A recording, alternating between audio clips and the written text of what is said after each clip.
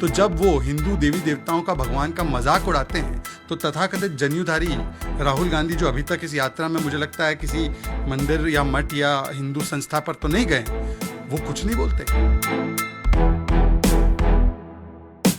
हिंदुओं को अपमान करके नफरती एलिमेंट्स को जोड़ो, टुकड़े टुकड़े करने वाली मानसिकता वाले लोगों को जोड़ो और भारत के टुकड़े कर दो। इस मानसिकता से अभियान है।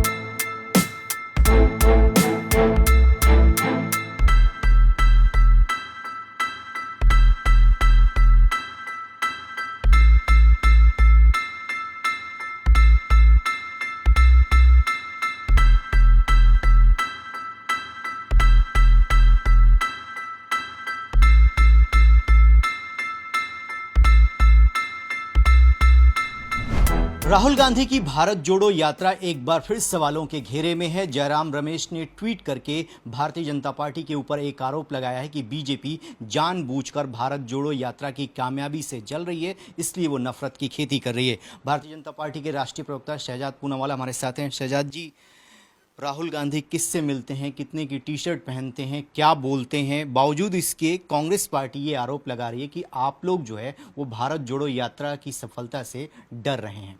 देखिए, पहले तो जयराम बाबू, भारत जोड़ो बाद में करना, हिपोक्रेसी छोड़ो। कभी राहुल गांधी और इनकी मंडली कहती है बीजेपी डरा रही है, आज कह रहे हैं कि हम डर रहे हैं।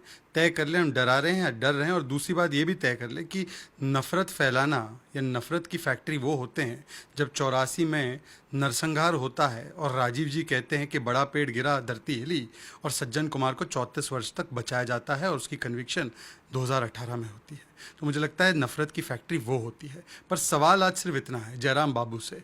जयराम बाबू, अगर जॉर्ज पुनैया आपके भारत जोड़ो, जिसको मैं तो कहता हूँ नफ़रत जोड़ो या भारत तोड़ो यात्रा के पोस्टर बॉय नहीं है, तो ऐसे जॉर्ज पुनैया जिसको गिरफ्तार किया गया तमिलनाडु की पुलिस के द्वारा और उसने कहा था कि हिंदुओं को धमकी देते हुए कि आपकी आबादी नहीं बढ़ेगी, जिसने कहा था कि भारत माता में बहुत सारी बीमारियां होती है इसलिए मैं जूते पहनता हूं ताकि उसकी धूल मुझे छुए ना, क्या आप और राहुल गांधी इनके बयानों से इत्तेफाक रखते हैं? इसलिए उन्हें मिले, इसलिए उन्हें लेजिटिमाइज़ किया, इसलिए उनको एंडोर्स किया।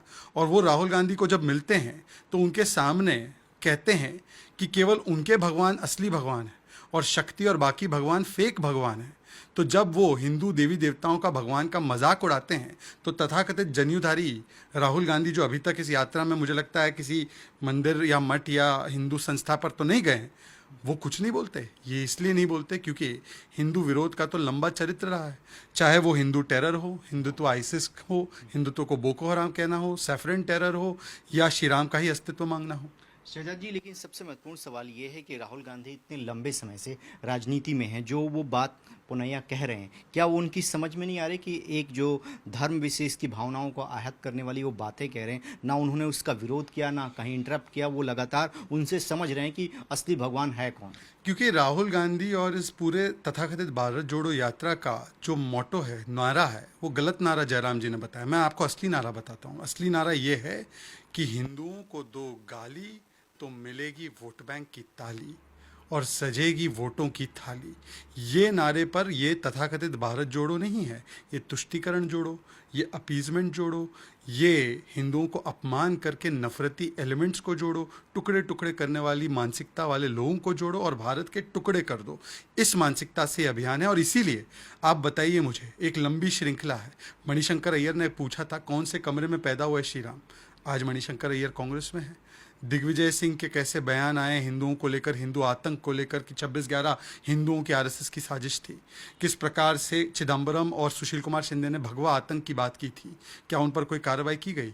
जिस बात को शशि थरूर ने कहा था कि शिवलिंग पर बिच्छू की तरह हिंदू पाकिस्तान की तुलना की थी भारत की। क्या इन कोई भी बातों पर कोई कार्रवाई कांग्रेस पार्टी ने कभी भी की है? राहुल गांधी खुद ने कहा था अम्बेसडर से कि भारत में हिंदू आतंकी ज़्यादा खतरनाक है, एलईटी खतरनाक नहीं है।